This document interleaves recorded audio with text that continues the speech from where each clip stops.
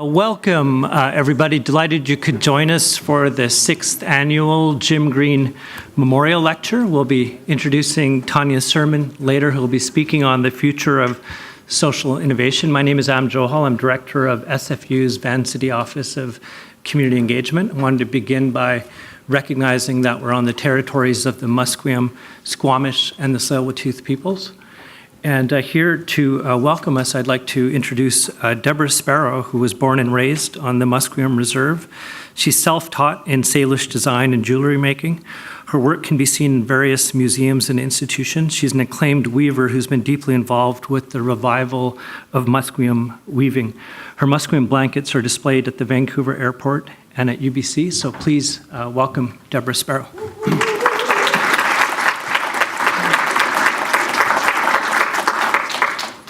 Well, thank you. Thank you very much. Good evening, everyone. On behalf of my chief, Wayne Sparrow, who, yes, shares the same last name as me because of my brother. He's not my husband. I'm still looking. But he's my younger brother, and he's chief, and I taught him everything he knows. That's why he is chief, since it's International Women's Day tomorrow.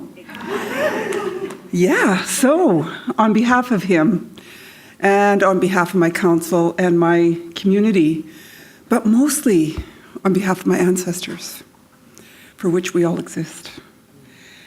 You know, I hope we never forget that, because when I drive into the city, and some of you may have heard me before, and I'm going to continue saying it, I just can't even believe that we actually even lived here.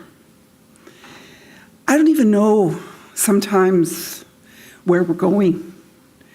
I'd like to welcome our friend Tonya to be here from Toronto, am I right? And all of the big cities throughout Canada and the small, to always remember your roots. Always remember the first people that were here, the ones who are responsible and were responsible for the way in which we grew in this land. And as I mentioned, it's so hard to believe when I approach the city that we had villages here at one time. My friend mentioned that I'm a weaver, and I am. I'd like to invite each and every one of you to come and visit me at the museum. I'm there on Wednesdays and Fridays from 11 to 3, and I'm actually building a beautiful blanket that reflects the history of our people in connection with the blankets that we've brought home here back to Vancouver from all over Europe that were collected here over 200 years ago. So we've been honored to have them here. They'll continue to be here till April 14th. And I think it just gives you, and we share with you, the ancient part of the city. And I'm going to be working hard this summer with some other people doing some innovative things that are not just about textiles, but about how we look at our city. How can we bring just a little bit of who we are into the city? And I always said I wouldn't stop until I wrapped the city of Vancouver in my blankets. And it may not be a blanket, but it will be a pattern. So that when you come here, you will know that there were people here who were living and designing and creating with their intelligent ways. 500,000, we've been here 9,600 years to date. So we're an ancient city, and we share that with you, Vancouver. We hold our hands up to say, meet us equally on our own terms in our own land. So we have a lot of work to do, and we're working, and with everything that's happened with reconciliation, I'm not sure sometimes if we even know what are our steps towards reconciliation. We're going to be working on that. I don't think we should have an answer tomorrow, but we'll continue to work, and we'll continue to strive towards an understanding. And I have to say that I always like to hold my hands up a little, because when we had the march last year, we had over, I think, one of the biggest people in the march, numbers of people. So it shows that Vancouver is paying attention. And it's going to take time for all of Canada to understand. And I didn't celebrate the 150 years last year, because I felt like it wasn't time yet. Since we have been for thousands of years, I don't know if I can celebrate 150, but I know you all did, and you had reasons to. So with that, I would just like to end tonight by sharing just a nice little beautiful poem. Let me see if I can remember, if I can memorize it. From our late chief, Dan George, from the Tsleil-Waututh, on behalf of the Musqueam, Squamish, and the Tsleil-Waututh, we're all related. We're all family. We all live in this territory. So may the stars carry your sadness away. May the flowers fill your heart with beauty. May hope forever wipe away your tears, but above all, may silence make us strong. So you must all be strong because you're all pretty silent. Yeah. So enjoy your evening, and I have to take off right now. I have something else to go to. But I wish you good words, and I wish you good evening. Haich Kasiyam on behalf of all of us. Thank you.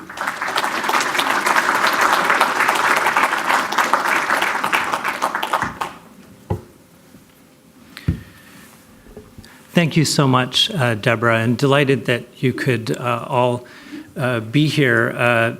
Jim Green was not only a mentor of mine, but a friend as well. And in fact, I can remember when the provincial government bought the Woodwards building from the developer and having a glass of bourbon with him at his government offices at Pender and Howe. He mentored so many people, particularly university students, so it's great to be here at SFU to host this event every year. And I do want to thank our partners besides our office, SFU's Vancity Office of Community Engagement, Vancity Credit Union, SFU Public Square, that did a phenomenal job putting on the Future of Work Summit.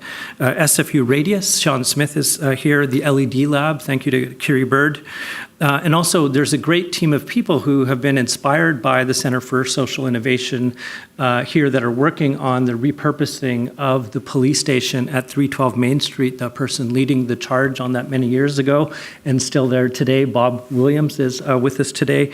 I want to also recognize Alexandra Rutherford, Jean Blishen from the Vancity Community Foundation Board, Mauro Vicera, Derek Chent, the ED of the Vancity Community Foundation.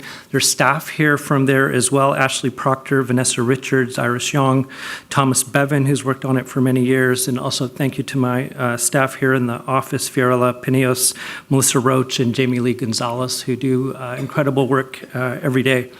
Next, I'd like to invite up, representing the Jim Green Foundation and also Jim's daughter, Alexandra Rutherford, to share a few words.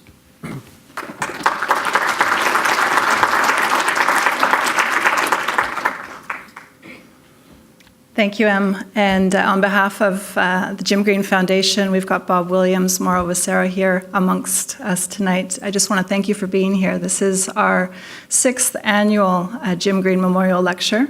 And we are here tonight because Jim had a vision.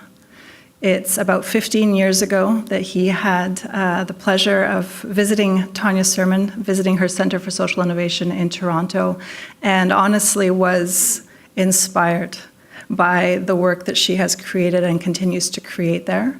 Jim had gone to Bologna and had learned about the principles of working cooperatively and breaking down silos and sharing space and working together.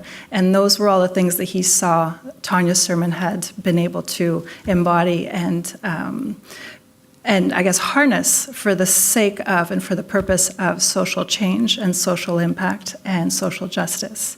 And so he came back to Vancouver and said to Bob Williams, we have to do this in Vancouver, and in particular in the downtown east side. This is something that has to exist in Vancouver. And Bob, I need you to figure out how to make it happen. And I think Bob sat on that for a few years. And about 6 years ago brought us together, a really powerful team. We've been supported by the Vancity Community Foundation, Vancity, and the City of Vancouver to make it happen. So it's been an uphill battle, I won't say the contrary, but the Center for the Vancouver version of the Center for Social Innovation and Inclusion that is housed at 312 Main Street is, I'm very excited to say, just a few short weeks away from opening its doors finally. So well done to everybody who's been involved. Everyone here, I encourage you to come and visit us once the doors are open. Bring your laptop, bring a friend, enjoy a coffee, and you'll see what the magic is all about. So just thank you, Tonya, for being here tonight. You'll hear from her what her inspiration was for her work and the involvement interactions she's had with Jim. We had the pleasure of touring her on site earlier today, and in the 3-year span since she last saw the center, I'm sure she'll share with you her thoughts and ideas on how far we've taken it, and there's still more work to be done for sure. But enjoy the talk tonight. Thank you for being here.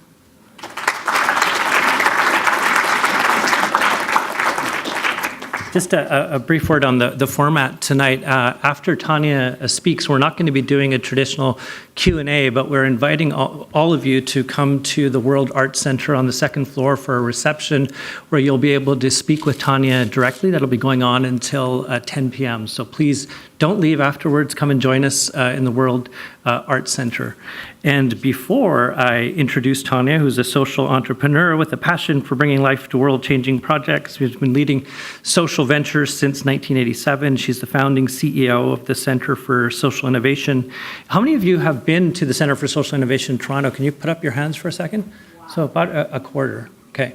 We're going to start with a video that features the Center for Social Innovation. We're going to invite Tonya up after that. So with our friends in the booth, if we could go to the video.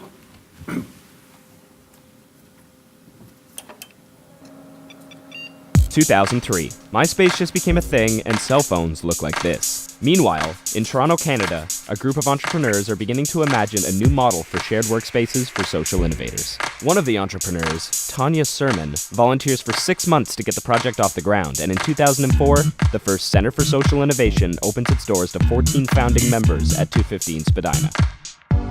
2010. Cell phones now look like this, and CSI steps it up. With the help of their innovation in social finance called Community Bonds, they purchase a 36,000 square foot building filled from top to bottom with world-changing social entrepreneurs, CSI Annex. 2012. CSI continues to grow. They open a 10,000 square foot space in Canada's largest public housing community, CSI Regent Park.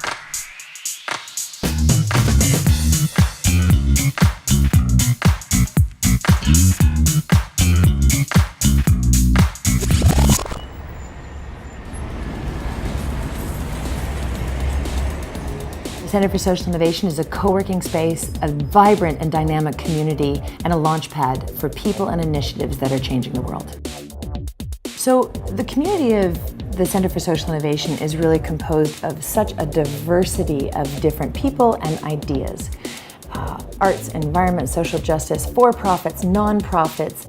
At its core, the Center for Social Innovation is supported by an incredible staff team, a remarkable board of directors, and just thriving positivity from our members.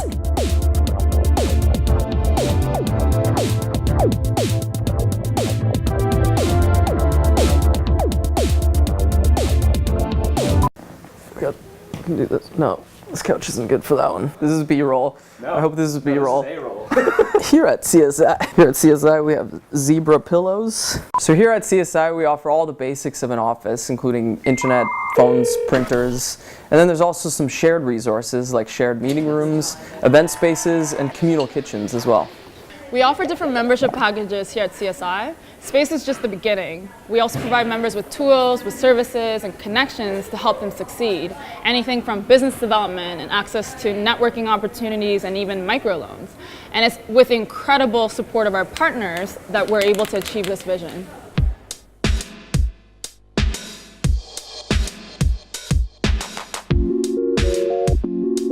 We know that people come to us for practical reasons, but that our secret sauce is our culture. And we're really intentional about fostering it and creating environments where people default to optimism, where everyone feels like they can be part of the solution and where they can keep it real and be authentic.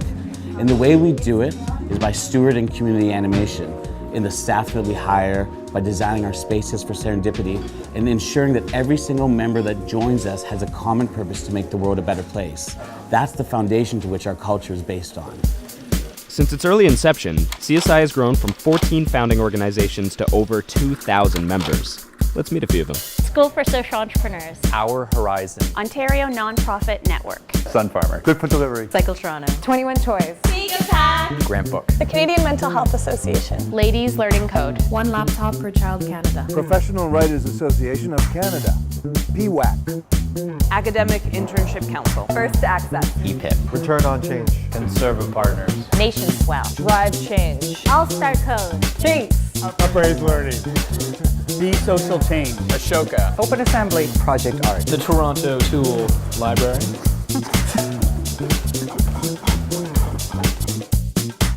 Well, CSI is just, it's an amazing place just to connect people and bounce ideas off of. Initially, we were using it for meeting space. We got a loan through the Catapult program to get $20,000 to get us to the next level of organization, to start paying staff actually, so we can eat and pay rent. That was helpful. We shared staff with other organizations.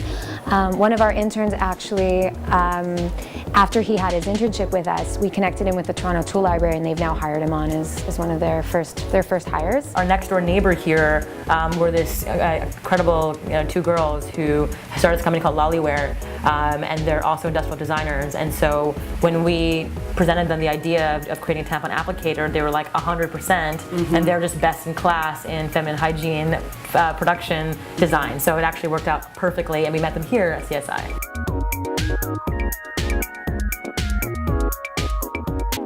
2011. While quietly minding their own business in Toronto, CSI was approached by a passionate and rather persistent New York-based entrepreneur with a few ideas of his own.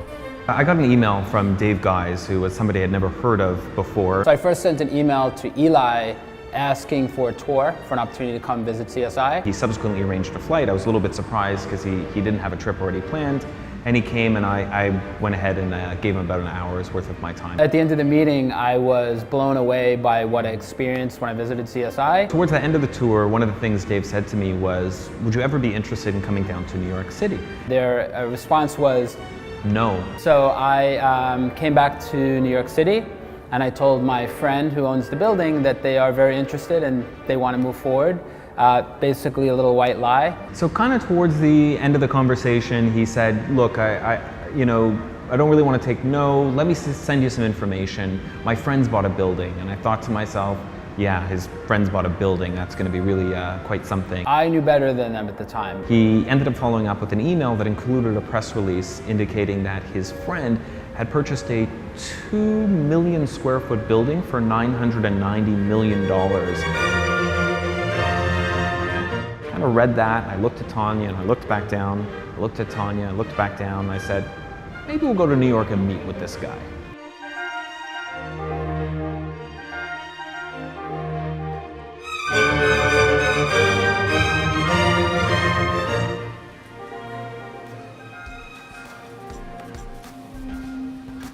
So the ultimate vision for the Center for Social Innovation in New York is really similar to the ultimate vision of the Center for Social Innovation in Toronto. We want to be the best possible place in the world for a social entrepreneur to develop their ideas and create real impact. We've made sure that cycling issues are given the importance that they deserve at the municipal level. 300,000 health clinics around the world lack access to reliable energy. We're trying to solve that. Drive Change is trying to turn red lights green for formerly incarcerated young people, and we are doing so by using food trucks as a mechanism for employment and transferable skill learning. I think what we're hoping to do is bring hope and possibility and a commitment to solution. That's what CSI is about. It's about hope. It's about a belief that we could spend all of our time fighting with each other about who's right and who's wrong, or we can try some shit. Oh, excuse me.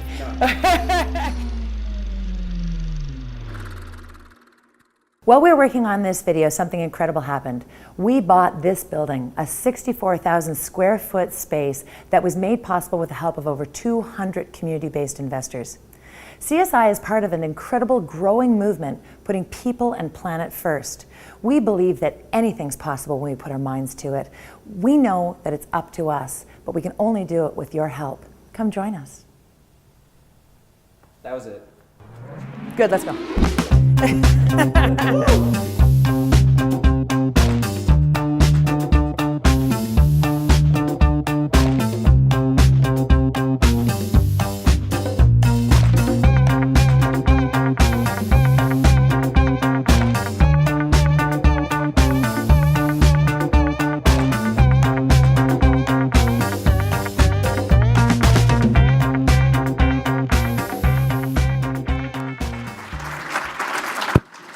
everyone please give a warm Vancouver welcome for Tonya Surman.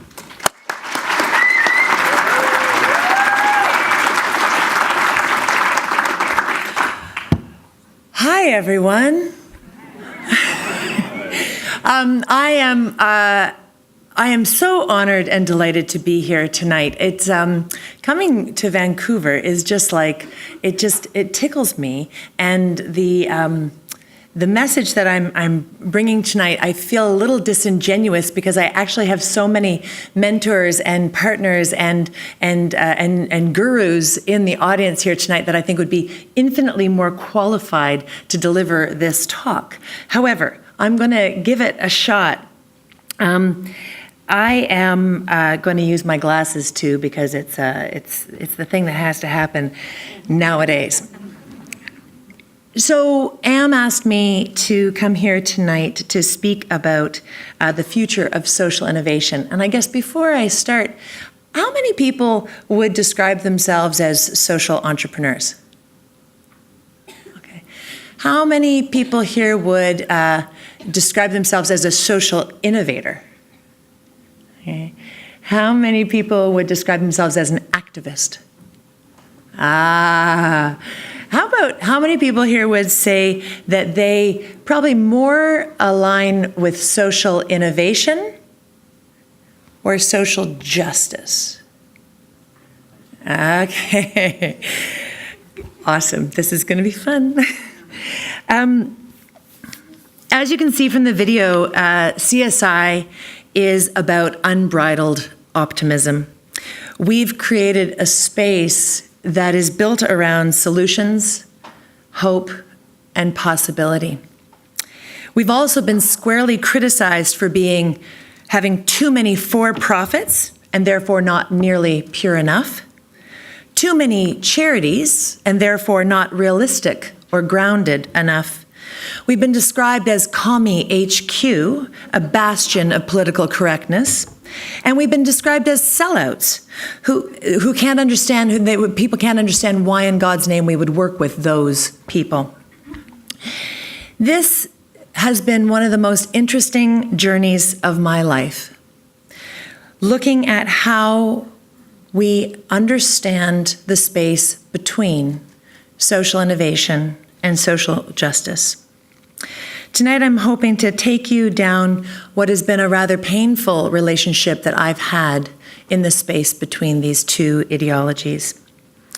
Many years ago, we made the decision at the Center for Social Innovation to change our tagline from "Where change happens" to "It's up to us." And this was my first dig at the us versus them thinking of social justice. But I'm going to go back to the beginning, the very beginning, to give you a bit of a sense of where I come from.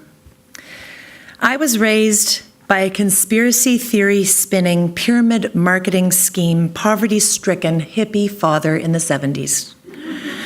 I learned how to meditate, compost, steal, and close a deal all before the age of 10. My mom was gone, and Dad was at his mildest anti-establishment. I was the epitome of pull up your bootstraps and have listened to my dad complain about every system that exists in the world, whether it was the man, the system, the Rockefellers, or the Illuminati, or maybe it was the aliens and the Greys that are coming down to invade our country and our world. I grew under with him to become so profoundly frustrated with whining and complaining, right? It was always the system's fault. And I found in that space that I couldn't be more powerless. When it's always the system's fault, where do we exist? Where do we draw our power from? I got out of that house as soon as I possibly could, found myself in university, and proceeded to get schooled in the ways of colonization, feminism, mutually assured destruction, fascism, capitalism, and sustainability. The backdrop was the Cold War, and the Earth Summit was just barely an idea. But at university, I had found my passion. Thus began my journey, my struggle. I was going to save the world. Anybody else? I started my young career working on acid rain, climate change, air quality, and was really mesmerized by the idea of cooperatives. And every time I would approach an issue and a community of activists that I wanted to work with, I would find myself feeling alienated. They were so smart. They used such big language that, to be honest, I really didn't know and understand. And they were so angry. They could look at a policy and see exactly what was missing. I would look at the same policy and I would think, wow, this looks good. I just didn't have those same critical thinking skills that so many of the activists had. And I realized that activism was truly an inhospitable environment for an optimist such as myself. And there was this niggling thing that I had inside me, truthfully, when I was speaking to myself, when I wasn't trying to speak the language of social justice. There was this crazy idea that I had that maybe markets could be used for good and not evil. But this idea was heresy, and I would never have dared speak it out loud. I remember one of my first jobs, I was hired as a sales coordinator. But nobody in the nonprofit sector could accept that language or would give me a meeting. And so I had to reterm my title, an outreach coordinator, just to meet with people. I was selling something people had no idea about. It was called the internet. Quickly, I discovered that I was an entrepreneur, although at the time I sure as heck didn't know it. I felt in my heart that we needed to reconcile these worldviews. We needed to find a way to harness the power of markets, the power behind capitalism, that self-interest, and align it with our values, social values, to achieve collective impact. And so I started. I didn't know any better. I started my first nonprofit. It was called Earth Shoppers. I was going to shop my way to a better planet. It failed. I started the Global Development Network at U of T, Walk Your Talk Publications. Again, both failed. And then at EcoEd Web Networks and being a co-founder of Rabble.ca, I was in the frontline role with campaigners, unions, cooperatives, journalists, super smart people, and so angry. These experiences took me more deeply into doubt about social justice. So many meetings, so many arguments, insular, theoretical arguments. The messaging became vague and washed down, backstabbing, attacking each other instead of the issues. We were so easily ignored by the system. They had a nice, neat box for activists. You could just put them over there and let them fight amongst themselves, and nobody had to really deal with us. But what happened in me was so profoundly personal. I was becoming exhausted. My body was full of anger and rage. I was becoming experienced at being able to rip apart a policy and rip apart a project and be critical, mean, and nasty, and I could feel it in my body. My spirit was drained, and I found myself gaining weight and getting sick.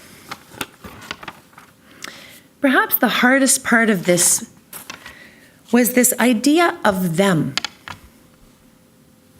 Sometimes the them was government, sometimes it was corporations, sometimes it was the system, often it was capitalism. It was almost always outside of ourselves.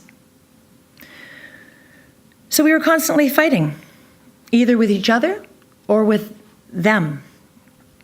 And it came to me, who is them? Who's them? Who's running the system?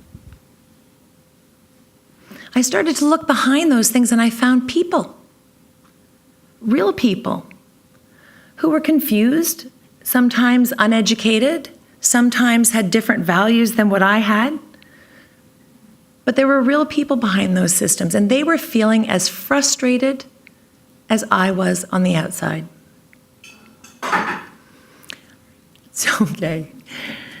I couldn't do it anymore. I didn't feel welcome. I felt drained. And I decided to sell out.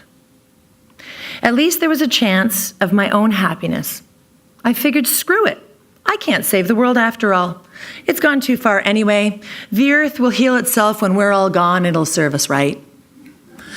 And you know, sometimes I have to hold that negative view to remember our real place in this world. The earth is going to do just fine after we're all gone.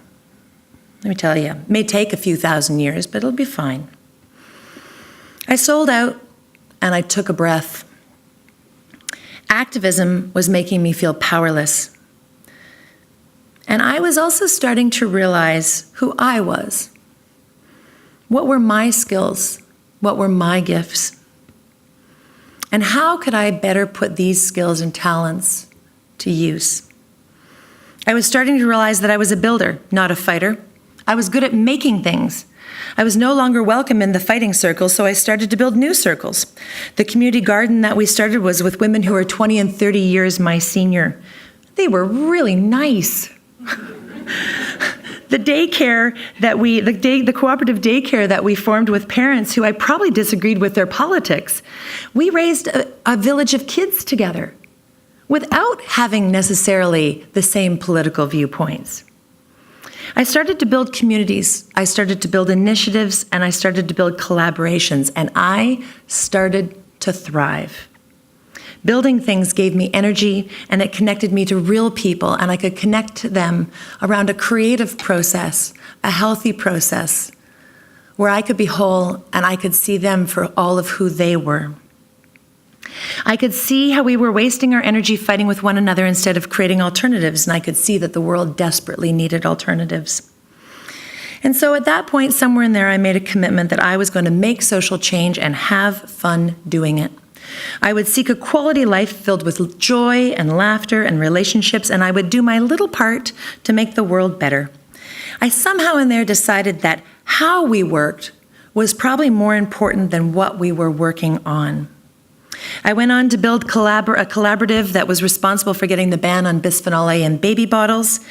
I worked on the development of the Ontario Nonprofit Network that connected over 40,000 nonprofits across the province of Ontario, and I started the Centre for Social Innovation, creating a home and a community for thousands of solutions creators. A mecca of hope and possibility, creating solutions, building new enterprises, enriching our communities, and creating an amazing sense of belonging. We were embracing markets, we were embracing social values, we were creating alternatives to capitalism. It was all going so damn well. New language, social innovation, words that speak of experimentation and creativity and collaboration and systems change. What could go wrong? What could possibly go wrong? And then the world smacked me in the face. Donald Trump, reconciliation, and my incredible naivete around this issue. The reality of Syrian refugees, the pipelines going through your incredible province, gun violence, and the Me Too campaign, all of these things and so many others came washing down. What in God's name were we really doing about these issues? Was social innovation just bullshit? Were we a bunch of frauds? Are the criticisms of social innovation true? That we are mostly white, privileged, champagne socialists who talk a good game, have all the time in the world to just ponder solutions, but that we aren't grappling with the reality that's really happening on the ground? The first National Social Innovation Conference was held in November in Toronto last year. Among other things, a showdown between these two ideologies took place. The social innovation sector, Social innovation was confronted with anger, outrage, and dismissal by activists. They were pissed. And this brought me full circle. What do we need to do to embrace the best of both? How can we model the world that we want and still work in the world that is? How do we hold the space between these two ideas? And how do we make social change and not lose ourselves to it? So, spoiler alert, I have no idea how all this is going to go down. Like, really none. Social innovation is slow, compromising, incremental, and sometimes involves dancing with something or someone that you feel may be the devil. It seems a lot to leave these structures in place. But social innovation is also about the tensions. These tensions can be constructive and creative. But what is social innovation anyway? One of the things that happened at the conference, the Spark conference, that was so interesting was that I came away thinking, I have a pretty good idea of what the practice of social justice involves, but I'm not sure we as a sector have any real sense of what the practice of social innovation really involves. How do we, where did I go? Here we go. So, the thing about the social innovation sector, which is so fascinating, is it's still so very new.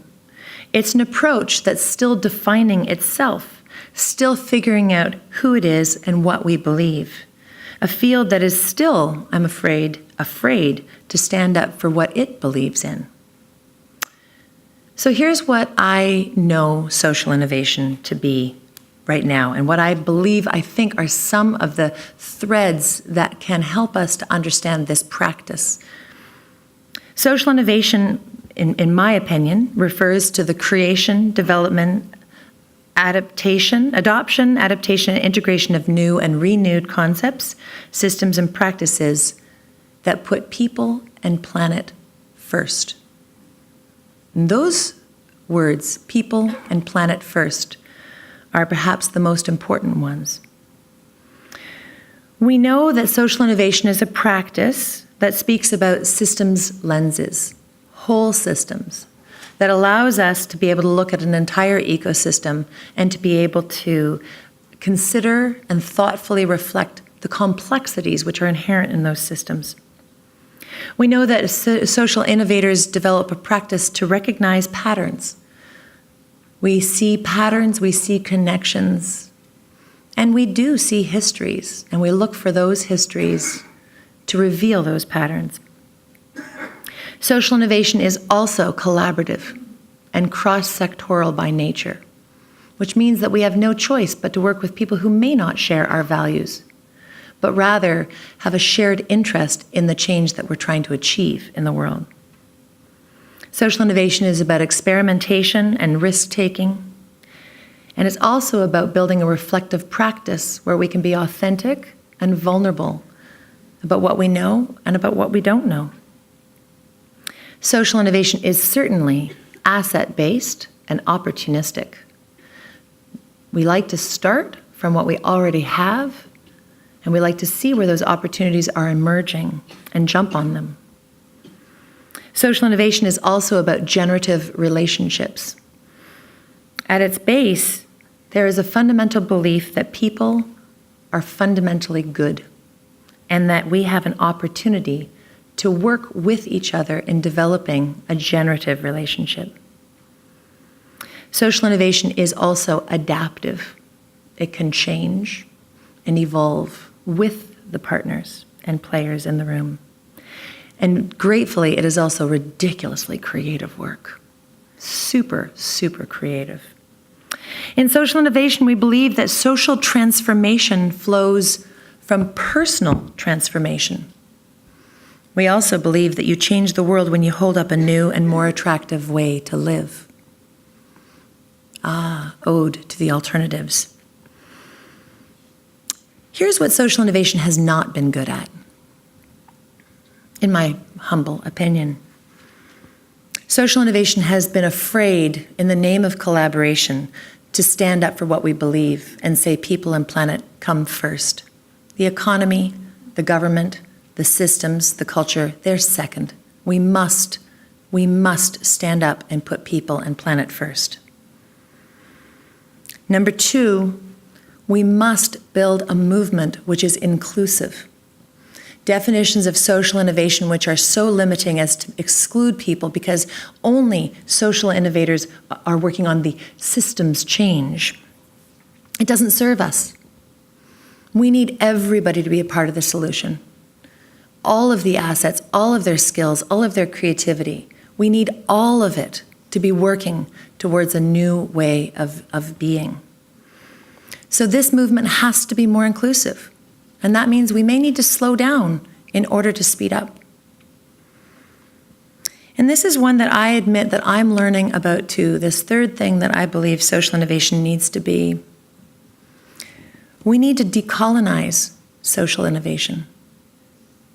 We need to learn from all of our ancestors, all of our social movements, and all of the history and experiences that are gifted to us through the social justice movements and so many more, to begin to own and understand why and how we are here and how we got here and how we can move forward together.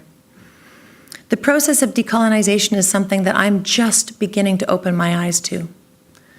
And it's a long journey ahead. And I know that I'm not the only one who needs to move forward in this way. We have so much to learn about this work, and we will make so many mistakes. Social innovation asks us to be gentle with one another, to be forgiving of one another. Social innovation also gifts us with some exciting new delights. Social innovation gives us possibility. It gives us the space to not get caught and trapped in our limited box, but rather to think creatively and think with others outside the box, to imagine new ways of doing things. Social innovation gifts us the power of relationship. Oh, this is a sideline off my talk, but there you go. I think it's the first 1M, so I think we'll be okay. Last year, I had the incredible privilege of being able to take a sabbatical. And a sabbatical, at least for me, after 14, 15 years of building CSI, was much, much needed. And it was almost like a forced existential crisis. It was like a planned existential crisis where you get this opportunity to really reflect on who you are and why you do the work that you do. And I've had a spiritual practice, as I said, since I was a little girl. My dad really did teach me how to meditate, and so I, of course, went full woo. Full hippie. I went full hippie on my sabbatical, and I was meditating, and I was doing all my work and trying to do all of my catch-up work. And I came to this. How many people have read this beautiful book called?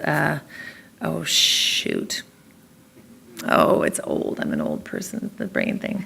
It's The Meaning of Life by. Help me out here, Darcy. Yes, Viktor Frankl. What's it called? Man's Search for Meaning. Excellent. How many people have read that? Yeah, okay. So that book got me so going, right? I started searching and searching and searching. And when it all boiled down to it, I came up with my own kind of worldview here, which is that there's only really three things that we aspire to as humans: joy, relationship, and meaning. Joy, relationship, and meaning. And the beautiful thing about social innovation is it offers us all of those three. It's like sparkly, juicy awesomeness where we get to play with one another. We get to be creative with one another. And we get to feel alive and useful. And we get to feel powerful because the things that we're creating give us joy, give us life-affirming energy, and give us the energy to keep going. Social innovation also gives us spirituality and the opportunity to begin a journey of personal transformation. And ultimately, It gives us a sense of hope that the work that we're doing really will pay off. When I have, in our work at the Center for Social Innovation, I have an incredibly privileged position to be able to work with some of the most remarkable agents of change that I think this country has ever seen.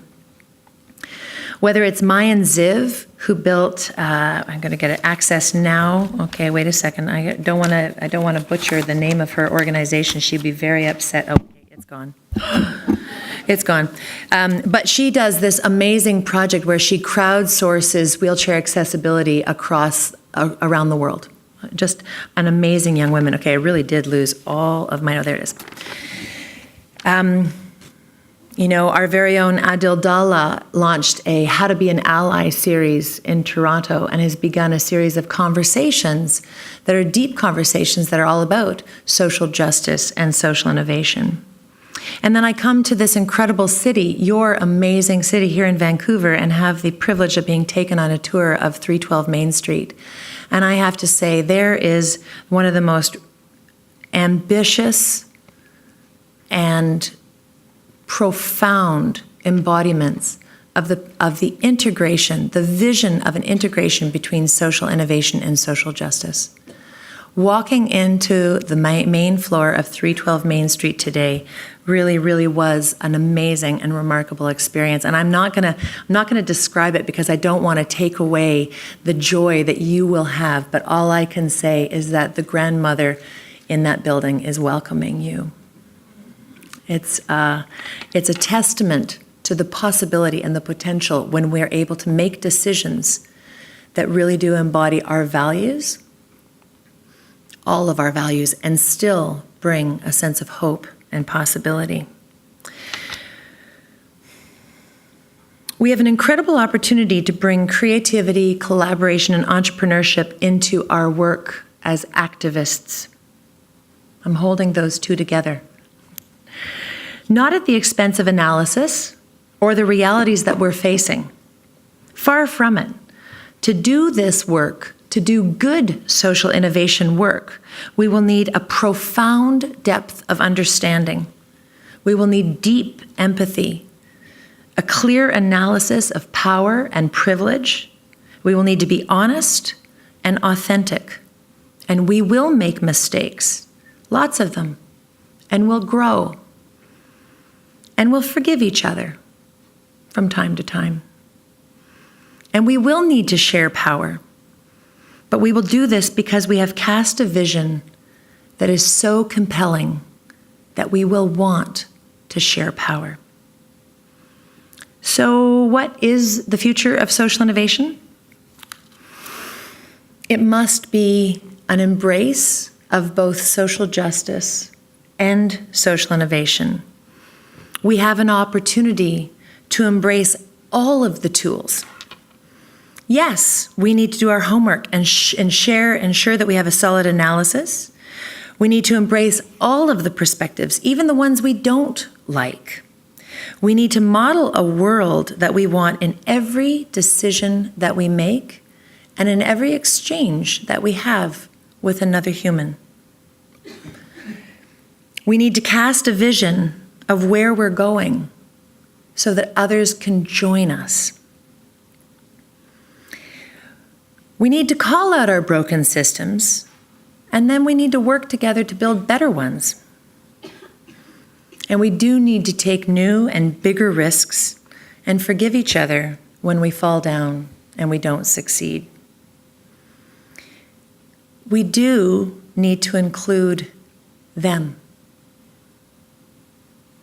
It's not us versus them. That's the illusion. That's the trap. That's the box that we get caught inside of. The magic of social innovation is that we all have power to be able to be co-creators of a better world in a way that allows us to flourish and shine. In my version of the future of social innovation, it really is up to us.